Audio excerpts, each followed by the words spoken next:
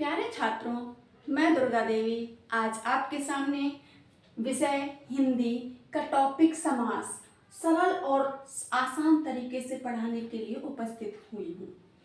अर्थात बहुत से बच्चे समास टॉपिक से ही इतना डरते हैं, घबराते हैं कि पता नहीं क्या चीज़ आ गई है हमारे सामने, अर्थात उस विषय को देखते ही नहीं है, उस टॉपिक को देखते नहीं है। तो चलो आज हम आसान और सरल से सरल तरीकों से उस विषय को, उस टॉपिक को पढ़ते हैं। टॉपिक क्या है हमारा? समास। देखिए, समास का मतलब होता है संक्षेप करना, छोटा करना। ठीक है, तो हमारा विषय, ये टॉपिक क्या है? समास। और समास का मतलब ही होता है संक्षेप करना, छोटा करना, संक्षेप करना, छोटा रूप बनाना। ठीक है, और ये समास बना कैसे है? सम, उपसर्ग, अस धातु और यहाँ पर क्या हो गया? घय प्रत्यय। इससे समास का निर्माण हुआ, अर्थात समास बना है इस प्रकार से। ठीक है, अब हम क्या करें? समास को कहा गया है संक्षेप करना, छोटा करना। तो संक्षेप करना के मतलब छोटा करना हो गया। अब इस छोटे करने को ही कैसे, देखो एक उदाहरण के माध्यम से हम समझ रहे हैं। क्या बोला? राजा का पुत्र। क्या बोला? राजा का पुत्र। तो अब कितना बड़ा लग रहा है हमें बोलने में। ठीक है, तो इसी को अगर हम ऐसे बोल दें कि राजपुत्र, क्या बोल दें? राजपुत्र, तो ये देखो संक्षिप्त रूप हो गया। इसी को तो संक्षिप्त रूप यहाँ पे कहा गया है। तो राजा का पुत्र, किस चीज को हटाया है हमने? का को हटा दिया, और ये का ही सब लोप हो जाता है, हट जाता है, और उस लोप होने को ही हटना कहते हैं, हटने को ही लोप होना कहते हैं। तो ये चीज यहाँ से जब हट गई है तो दोनों शब्द क्या हो गए? इकट्ठे हो गए हैं, एक साथ एकत्रित हो गए हैं और एक इकट्ठे लिख दिए गए हैं। तो उसी को हम कहते हैं संक्षेप करना, और उस संक्षेप करने को ही क्या कहते हैं? हम समास कहते हैं। तो समास की अब परिभाषा क्या हो गई है? दो पदों के बीच जो विभक्ति का प्रयोग किया गया है, उस विभक्ति का हट जाना, लोप हो जाना ही समास कहलाता है। तो देखो, और समास विग्रह, अब ये है समास, और इसी में अगर हम इन पदों को अलग कर देते हैं, इन पदों को बीच में विभक्ति को वापस ले आते हैं, तो उस वापस ले आने को ही हम क्या कहते हैं? समास विग्रह कहते हैं। जब पदों के बीच में कारक वापस आ जाता है, कारक चिन्ह वापस आ जाता है, तो उसे समास विग्रह कहते हैं। और जब अगर वो विभक्ति वहां से हट जाती है और दो पदों का संक्षिप्त बनना ही समास कहलाता है। इतना आपको समझ में आ गया? अब हम बढ़ते हैं आगे। समास के कितने भेद होते हैं? समास के प्रमुख भेद जो होते हैं बेटा, प्रमुख भेद जो होते हैं 4। ठीक है, कितने भेद होते हैं? 4 प्रमुख भेद होते हैं। किसके होते हैं? समास के। समास के 4 प्रमुख भेद होते हैं। उनमें से पहला भेद क्या है हमारा? अव्ययी भाव। कौन सा है? अव्ययी भाव। ठीक है, और दूसरा क्या है? तत्पुरुष। कौन सा है? तत्पुरुष। फिर तीसरा है हमारे पास क्या? द्वंद्व। द्वंद्व। और चौथा है बहुव्रीहि। बहुव्रीहि। ठीक है, तो ये समास के 4 प्रमुख भेद हुए। अब समास के 4 प्रमुख भेद हुए, तो अब हम पहले भेद पर नजर डालते हैं। तो पहले भेद में क्या लिखा हुआ है? अव्ययी भाव। अव्ययी, अव्ययी का मीनिंग हम पहले उसी शब्द से ही पता चल गया कि भाई इसमें अव्यय आएगा। ठीक है, और अव्यय क्या होते हैं? ना तो जो किसी भी काल में, किसी भी कारक में, किसी भी वचन में, किसी भी लिंग में जो नहीं बदलते हैं, जिनका कोई रूप नहीं बदलता है, वही अव्यय होते हैं। तो अव्ययी भाव समास में अव्यय या उपसर्ग होगा, और वो कहाँ होगा? पहले पद में ही वो अव्यय या उपसर्ग होगा। अब हम पद भी समझ लेते हैं, क्योंकि समास में पहला और दूसरा पद ऐसे करके आता है। तो देखिए, ये जो बताया है हमारा उत्तर पद है। कौन सा पद है? उत्तर। और उत्तर का का मीनिंग होता है दूसरा, मतलब बाद का, और ये हमारा होता है पूर्व पद। पूर्व पद, उत्तर पद और पूर्व पद, इसमें भी बोल सकते हैं हम ये उत्तर पद है और ये पूर्व पद है। ठीक है, तो अब देखते हैं हम। अब इसमें बताया है कि जब हमने देख लिया है कि ये उत्तर पद है तो इसमें इसकी पहचान क्या है कि पहला पद जो होगा वो प्रधान होगा, और पहला पद प्रधान होगा तो क्या होगा, वो पहला पद ही अव्यय या उपसर्ग होगा। वो पहला पद ही क्या होगा, अव्यय या उपसर्ग होगा। ठीक है, अब एक एग्जाम्पल देख लेते हैं हम। जैसे बोला क्या, प्रतिदिन, क्या बोला, प्रतिदिन। ठीक है, तो प्रतिदिन जो यहाँ पर बोला है, इसमें प्रति पहला उपसर्ग है और दिन हमारा उत्तर पद है, प्रति प्रथम पद है। ठीक है, पूर्व पद है, पहला पद है। ठीक है, तो अब यहाँ प्रतिदिन, तो प्रतिदिन का मतलब क्या हो गया, हर दिन, दिन दिन, क्या हो गया, प्रति को हम दिन दिन भी बोल सकते हैं और इसको कह सकते हैं हम दिन दिन या हर दिन, प्रतिदिन। ठीक है, और एग्जाम्पल देख लेते हैं हम। क्या, यथा शक्ति, यथा शक्ति। अब क्या हो गया यहाँ पर, शक्ति के अनुसार, जितनी हमारे अंदर शक्ति है वो भरपूर शक्ति के साथ। ठीक है, यथा शक्ति, शक्ति के अनुसार। और एग्जाम्पल देखते हैं। क्या, आजीवन, आजीवन।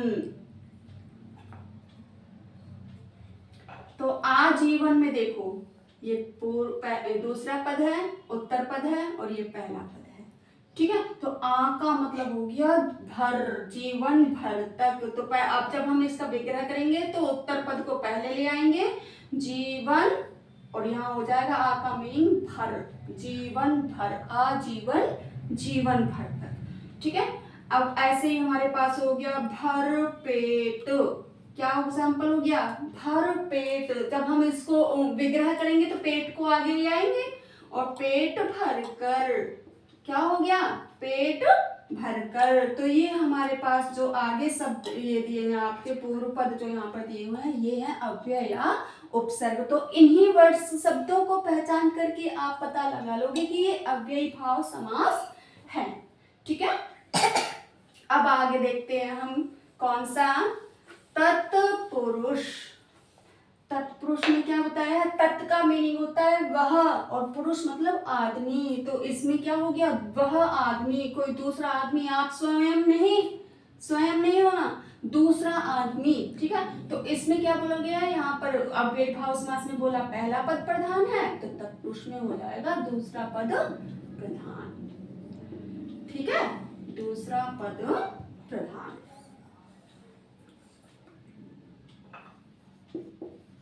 अब दूसरे पद की प्रधानता कैसे होगी, अव्ययी भाव में आपको अभी जैसे बताया था, प्रतिदिन का एग्जाम्पल दिया, तो प्रतिदिन में प्रति पहले आ गया, भरपेट में भर आगे आ गया। ठीक है ना, भरपेट एग्जाम्पल इसका हो गया, तो भर आगे आ गया।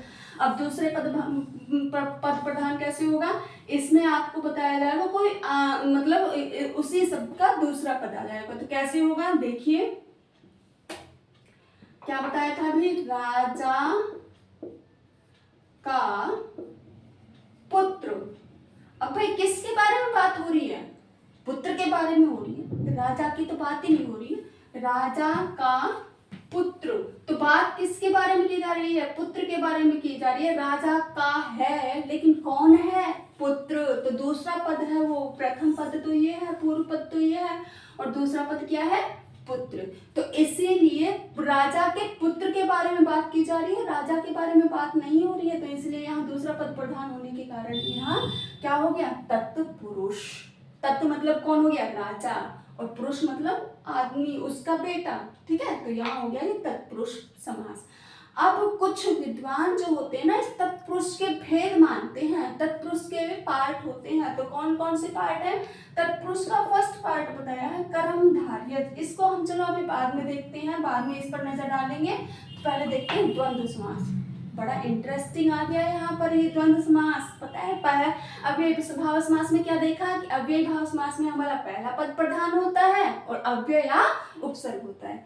तो तत्पुरुष में क्या बताया, तत् मतलब उसका, पुरुष आदमी, तो दूसरा पद प्रधान हो गया। ठीक है, अब आते हैं हम तीसरे समास पर, द्वंद्व। ये तो बहुत ही मजेदार और इंटरेस्टिंग है। क्या कहते हैं, द्वंद्व। द्वंद्व मतलब झगड़ा, लड़ाई झगड़ा जहाँ चलता है। ठीक है, और लड़ाई झगड़ा चलता किस किस में, द्वंद्व को ही तो कहते हैं लड़ाई झगड़ा। अब द्वंद्व में किस किस के बीच लड़ाई होती है, देखो सबके घर में भाई बहन है, बहुत लड़ाई होती है भाई बहनों के बीच में। ठीक है, वो उसको मार रहा है, वो उसको मार रहा है। ठीक है, ऐसे ही माता पिता, चाचा चाची, कहते हैं ना एक ही सिक्के के दो पहलू होना, तो वो ही काम होता है यहाँ पर। माँ के बिना पिता नहीं, भाई के बिना बहन का कोई मतलब ही नहीं हो जाता है। ठीक है, तो भाई जो है बहन के लिए सब कुछ करने के लिए तैयार हो जाता है। तो यहाँ पर हम क्या कहते हैं कि जोड़ा जो होता है हमारा, छोटा बड़ा, भाई बहन, माता पिता, चाचा चाची, ये सब चीजें वहां पर आती हैं। ठीक है, तो मतलब एक सिक्के के दो पहलू। तो कैसे, देखिए इसमें दोनों पद प्रधान होंगे। अव्ययी भाव में पहला पद, तत्पुरुष में दूसरा पद, द्वंद्व। द्वंद्व जहाँ झगड़ा हो रहा है, तो झगड़ा हो रहा है तो मतलब दोनों ही पद प्रधान हो जाएंगे। भाई दोनों ही अपने आप को किसी से भी कम नहीं होने देंगे, दोनों पद प्रधान। ठीक है ना, अब दोनों पद प्रधान हो गए तो जैसे, अब इसकी हम पहचान कैसे कर सकते हैं, या जैसे आपके पास यहाँ लिखा होगा चाचा चाची, तो ये चिन्ह, योजक चिन्ह जो आपको दिया हुआ, जो एक दूसरे को जोड़ने वाला है। ठीक है, तो इस चिन्ह से, अब तो ये समस्त पद है, लेकिन जब हम समास विग्रह करेंगे तो इस चिन्ह की जगह क्या लगा देंगे, और, अथवा, या, और, अथवा, या। ठीक है, विग्रह करते समय, अब तो ये समस्त पद है, लेकिन जब इसमें विग्रह करेंगे तो चाचा और चाची, भाई और बहन, माता और पिता, दादा और दादी, इस तरह से हमारे यहाँ पर दोनों ही पद एक साथ चलेंगे। ठीक है, तो इसलिए कह दिया यहाँ पर द्वंद्व समास में दोनों पद प्रधान होते हैं। अब चलते हैं हम आगे, बहुव्रीहि। बहुव्रीहि क्या कहता है, इसमें देखिए बहुव्रीहि हमारे पास है कि ना तो इसमें पहला पद प्रधान होगा, ना इसमें दूसरा पद प्रधान होगा, ना ही दोनों पद प्रधान होंगे। तो फिर क्या होगा इसके अंदर, इसके अंदर होगा कि जब दोनों पद होंगे ना, वो किसी तीसरे पद का विशेषण, संज्ञा का विशेषण बन जाएंगे। ठीक है, अर्थात वो किसी तीसरे संज्ञा की विशेषता बता रहे होंगे, और वहां पर पहला पद प्रधान नहीं, दूसरा पद प्रधान नहीं, दोनों पद प्रधान नहीं, तो कोई अन्य तीसरा पद प्रधान होगा जो उन दोनों पदों से हटकर होगा। ठीक है, तो इसमें अन्य पद प्रधान होगा। अन्य पद, अन्य पद का मतलब अभी बताया ना, समझ में आया आप सभी को क्या है अन्य पद, कि जो दो पद यहाँ पर दिए होंगे उन दोनों को भी छोड़ करके कोई अन्य पद, अभी अब इसमें बताया, देखो चाचा और चाची ये दोनों पद हैं, पहला पद चाचा है, दूसरा पद चाची है। ठीक है, तो अब इसमें क्या बताया कि अन्य पद, चाचा चाची ऐसे दोनों जो आपको उदाहरण यहाँ पर दिए हो उनमें नहीं होगा। देखो कैसे, त्रिनेत्र, त्रिनेत्र। ठीक है, तो क्या है, त्रिनेत्र किसके होते हैं, भगवान शिव के। ठीक है ना, तो त्रि मतलब तीन और नेत्र मतलब आंख, दोनों पद इनकी कोई यहाँ पर जरूरत ही नहीं, लेकिन ये तीनों दोनों पद जो है किसी अन्य पद का विशेषण बन रहे हैं, किसी संज्ञा का विशेषण बन रहे हैं, किसी अन्य पद की ओर इशारा कर रहे हैं। तो त्रिनेत्र कौन है, त्रिनेत्रधारी है भगवान शिव। ठीक है, तो किसके विषय में बता रहे हैं, किसी अन्य पद का विशेषण बन रहे हैं दोनों ही पद, और किसका विशेषण बने हैं, वो भगवान शिव के विशेषण बने हैं। अब आगे देखते हैं हम, दशानन क्या है, दशानन, दशानन। अब देखो 10 हैं मुख जिसके, ठीक है ना, तो 10 और आनंद, लेकिन अब इससे तो हमारे कोई से भी उसके समास का भेद नहीं पता चल रहा है, लेकिन ये दोनों ही पद किसी अन्य संज्ञा का विशेषण बने हुए हैं, और जो विशेषण बने हैं किसी अन्य संज्ञा के विषय में बता रहे हैं, अन्य पद के बारे में बता रहे हैं, तो वही तो है यहाँ पर बहुव्रीहि समास। कौन है दशानन? पूरे संसार में भगवान ये श्री क्या बोलते हैं, राम भी नहीं, ठीक है, तो कौन है? रावण, ठीक है। तो दशानन किसको किया गया है? रावण को। यहाँ पर रावण जो है दशानन है, किसी अन्य पद के लिए प्रयुक्त हुआ है। 10 है सिर जिसके, दशानन। अब आते हैं हम, देखो ये प्रमुख भेद हुए हैं, ठीक है, लेकिन कुछ विद्वान जो बताते हैं कि तत्पुरुष के भी और भेद हैं, और उन और भेदों को मिला करके यहाँ समास के 6 भेद हो जाते हैं, ठीक है। तो समास के कितने भेद बता दिए जाते हैं? तत्पुरुष में ही उनको ऐड किया गया है। तो कौन कौन से हैं? कर्मधारय तत्पुरुष और द्विगु तत्पुरुष, द्विगु तत्पुरुष। अब इसको हम नीचे से इरेज कर देते हैं, ये चीज आपको समझ में आ चुकी है, तो इसको इरेज करके हम आगे नीचे पढ़ लेते हैं, जिससे आपको अच्छे से समझ में भी आएगा। तो कौन सा बताया यहाँ? तत्पुरुष का पहला भेद है क्या? द्विगु, और दूसरा भेद बताया कर्मधारय, ठीक है। तो द्विगु में हमारे पास हर एक समास की पहचान है। अव्ययी भाव में बताया अव्यय उपसर्ग होंगे स्टार्टिंग में, और तत्पुरुष में बताया कि दूसरा पद प्रधान होगा, दूसरे पद की विशेषता दी जाएगी। अब बहुव्रीहि आपको द्वंद्व में बताया कि भाई दोनों ही पद प्रधान होंगे, उनमें एक सिक्के के 2 पहलू होते हैं। और अब चौथा क्या बताया था? बहुव्रीहि। बहुव्रीहि में कोई अन्य पद प्रधान होता है, ठीक है, दोनों पदों को छोड़ करके दोनों ही पद किसी अन्य पद की विशेषता बता रहे होते हैं, विशेषण बन करके काम कर रहे होते हैं, ठीक है। तो वो हो गया बहुव्रीहि। अब तत्पुरुष के ही उसमें जब बताया गया कि कुछ विद्वान बता रहे हैं, तो उनके पार्ट यहाँ पर आपको बताया, तो इसका क्या है, इसमें पहला पद संख्यावाची होगा। क्या होगा? पहला पद संख्यावाची होगा। संख्यावाची मतलब समझते हैं ना, गिनती 1 2 3 4 ऐसे संख्यावाची हो, ठीक है। तो क्या हो गया इसमें संख्यावाची? अब हम देखते हैं, जैसे पंचवटी, क्या हो गया? पंचवटी। पंचवटी में और क्या है इसका और पहचान है? समूह या समाहार शब्द लगाएंगे जब हम इसके आगे विग्रह करते हैं, ठीक है। तो पंचवटी क्या हो गया? 5 वटों का समूह। 5 पंचवटियों का समूह,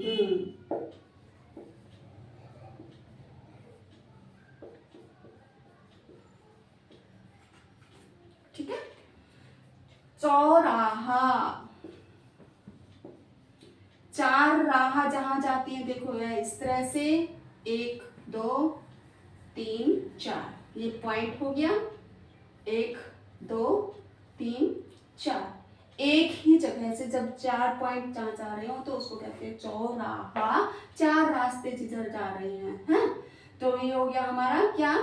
संख्या आ गई स्टार्टिंग में, चौराहा, 4 राह है, जिस 4 राहों का समूह या समाहार। देखो समूह वर्ड आ गया यहाँ पर भी समूह वर्ड आ गया, ठीक है। तो ये इसकी पहचान हो गई कि पहला पद संख्यावाची है और समूह या समाहार आपका शब्द वहां पर लगा हुआ है। अब आगे आता है कर्मधारय। कर्मधारय में क्या पहचान है कि 2 संज्ञा शब्द होंगे, विशेषण और विशेष्य की, वो संज्ञा की विशेषता बता रहे होंगे। विशेषण विशेष्य उपमान और उपमेय वहां पर काम होगा उन शब्दों में। तो जैसे क्या होता है? पीतांबर, क्या है? पीतांबर, क्या होता है? पीला है जो अंबर, ठीक है, हो गया पीतांबर। नीलकंठ, नीला है जो कंठ, ठीक है। तो इस तरह से हमारे ये 6 भेद जो है समास के प्रमुख भेद 4 होते हैं। मान्यताओं के आधार, विद्वानों के मत के अनुसार 6 भेद बताए गए हैं। तो एक बार हम इन पर छोटी सी नजर फिर से डाल लेते हैं और ये हमारा टॉपिक यहाँ पर खत्म हो जाता है। ठीक है, तो अब देखते हैं, एक नजर फिर से इसमें डाल लेते हैं।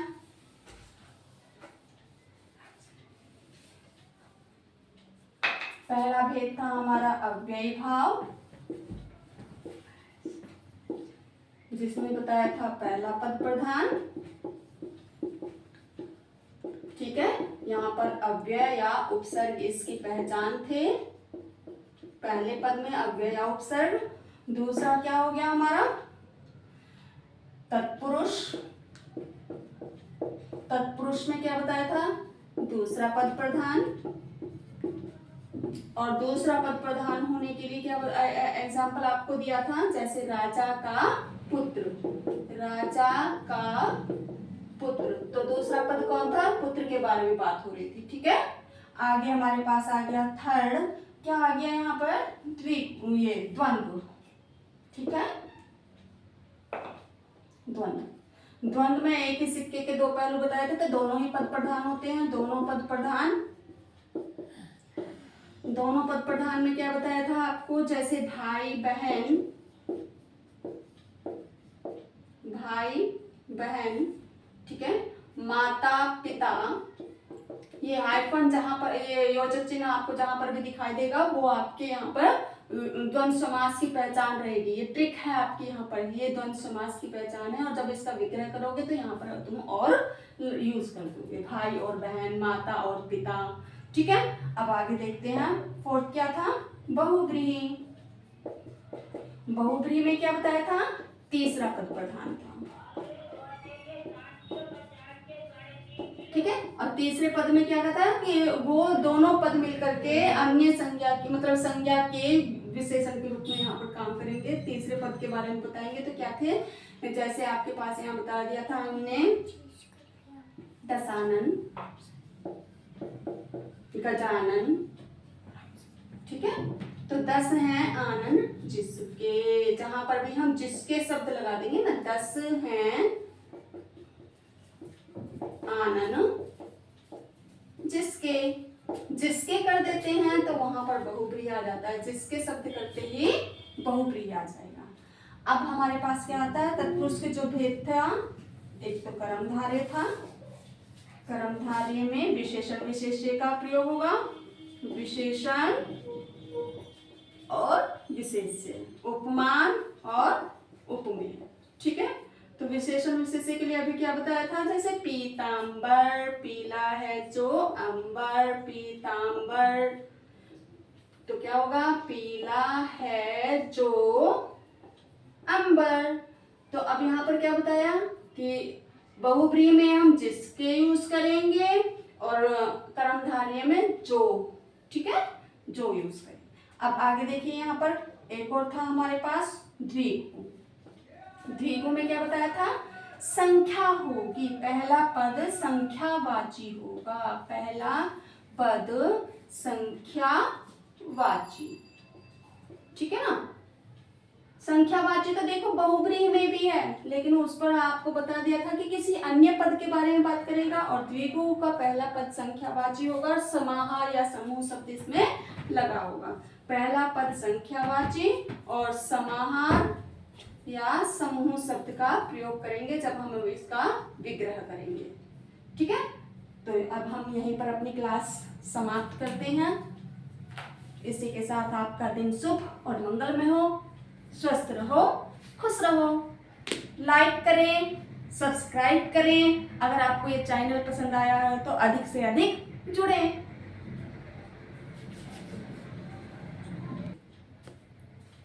रुको बेटा, अगर आपको ये इसमें कहीं डाउट हो तो आप इसको अपने कमेंट कर करके पूछ सकते हैं। जहां पर भी आपको समझ में नहीं आया, कमेंट के माध्यम से आप इसको यूट्यूब पर पूछ सकते हैं।